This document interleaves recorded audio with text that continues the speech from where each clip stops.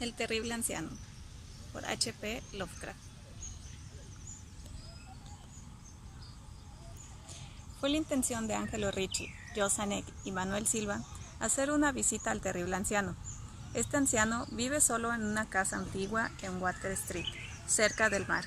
Tiene fama de ser a la vez sumamente rico y en extremo débil de salud, lo que constituye una situación muy atractiva para los hombres de la profesión de los señores Ricci, Zanuck y Silva, pues esa profesión es nada menos digno que el robo. Los habitantes de Kingsport dicen y piensan muchas cosas sobre el terrible anciano, que generalmente lo mantienen a salvo de la atención de las personas como el señor Ricci y sus colegas. A pesar de la certeza de que él se esconde una fortuna de magnitud indefinida en alguna parte de su húmeda y venerable morada, él es, en verdad, una persona muy extraña, que cree haber sido un capitán de las carabelas de las Indias Orientales en su día. Tan viejo que nadie puede recordar cuando era joven, y tan taciturno que pocos conocen su verdadero nombre. Entre los nudosos árboles en el patio delantero de su residencia, tiene una extraña colección de grandes piedras, curiosamente agrupadas y pintadas de modo que se asemejan a ídolos de algún templo oriental oscuro.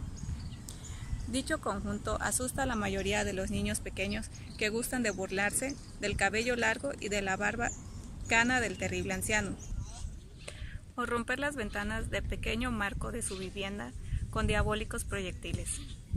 Pero hay otras cosas que atemorizan a las personas mayores y de talante curioso que en ocasiones se acercan a hurtadillas hasta la casa para escudriñar el interior a través de las vidrieras cubiertas de polvo.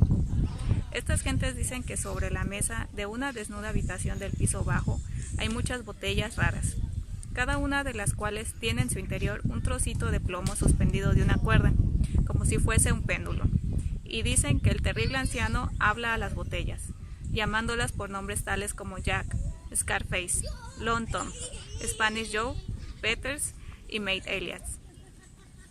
Siempre que habla a una botella, el pendulito de plomo que lleva adentro emite unas vibraciones precisas a modo de respuesta. Aquellos a quienes han visto al alto y enjuto terrible anciano en una de esas singulares conversaciones no se les ocurre volver a verlo jamás. Pero Angelo Ricci, Joe Zanuck y Manuel Silva no eran naturales de Kingsport. Pertenecían a esa nueva y heterogénea estirpe extranjera que queda al margen del atractivo círculo de la vida y tradiciones de New England.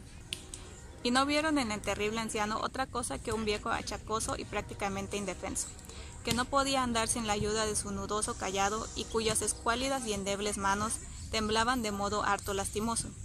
A su manera, se compadecían mucho del solitario e impopular anciano, a quienes todos rehuían y a quien no había perro que no ladrase con especial virulencia. Pero los negocios y, para un ladrón entregado de lleno a su profesión, siempre es tentador y provocativo un anciano de salud enfermiza que no tiene cuenta abierta en el banco y que para subvenir sus escasas necesidades paga en la tienda del pueblo con oro y plata españoles acuñados 2 siglos atrás. Los señores Ricci, Zanuck y Silva eligieron la noche del 11 de abril para efectuar su visita.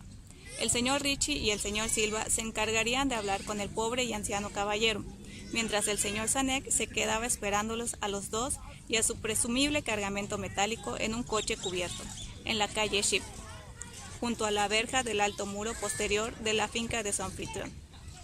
El deseo de eludir explicaciones innecesarias en caso de una aparición inesperada de la policía aceleró los planes para una huida sin apuros y sin alaracas.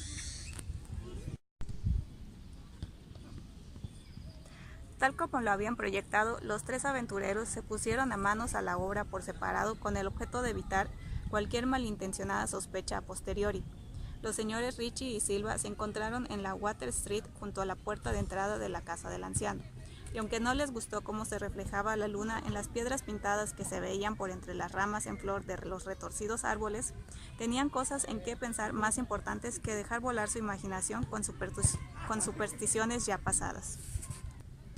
Temían que fuese una tarea desagradable hacerle soltar la lengua al terrible anciano, para averiguar el paradero de su oro y plata, pues los viejos lobos marinos son particularmente testarudos y perversos. En cualquier caso, se trataba de alguien muy anciano y endeble, y ellos solo eran 2 personas que iban a visitarlo. Los señores Ricci y Silva eran expertos en el arte de volver volubles a los tercos, y los gritos de un débil y más que venerable anciano no son difíciles de sofocar. Así que se acercaron hasta la única ventana alumbrada y escucharon cómo el terrible anciano les hablaba en tono infantil a sus botellas con péndulos. Se pusieron sendas máscaras y llamaron con delicadeza a la descolorida puerta de roble. La espera le pareció muy larga al señor Sanek, que se agitaba inquieto en el coche estacionado junto a la verja posterior de la casa del terrible anciano, en la Ship Street. Era una persona más impresionable de lo normal, y no le gustaron nada los espantosos gritos que había oído en la mansión momentos antes de la hora fijada para iniciar la operación. ¿Es que no les había dicho a sus compañeros que trataran con el mayor cuidado al pobre y viejo lobo de mar?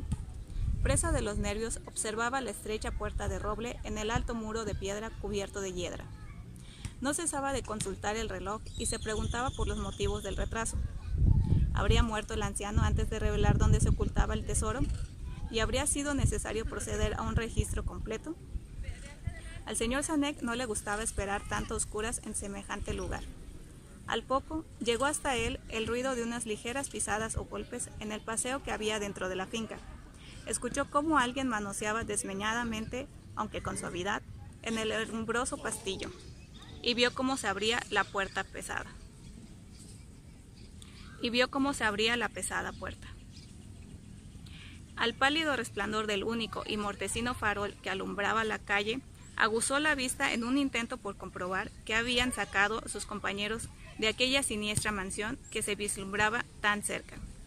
Pero no vio lo que esperaba. Ahí no estaban ni por asomo sus compañeros, sino el terrible anciano que se apoyaba con aire tranquilo en su nudoso cayado y sonreía malignamente. El señor Sanek no se había fijado hasta entonces en el color de los ojos de aquel hombre. Ahora podía ver que eran amarillos. Las pequeñas cosas producen grandes conmociones en las ciudades provincianas.